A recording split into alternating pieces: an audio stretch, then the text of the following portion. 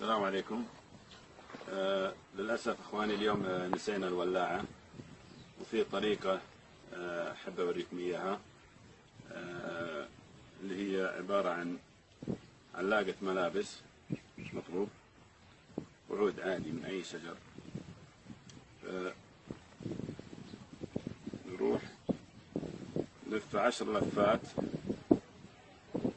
على العود بهذا الشكل: 1 2 3 4 5 6 7 8 9 10. طلع العود،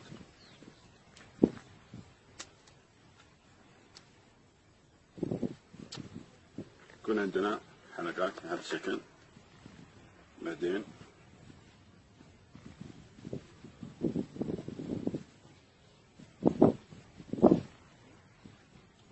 نسوي الحركة دي. اوكي، عندنا طبعا العلاقة تقريبا ما تتعدى 20 أو 30 امبير، فالحركة آمنة جدا. هذه بطارية السيارة.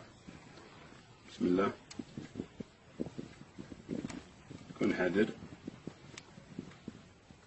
بحيث ان ما يذوب الحديد يضيع على البطارية، يسبب حريق في السيارة.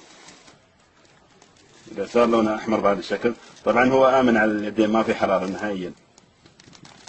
نروح نجهز النار بالشكل ذا. بسم الله.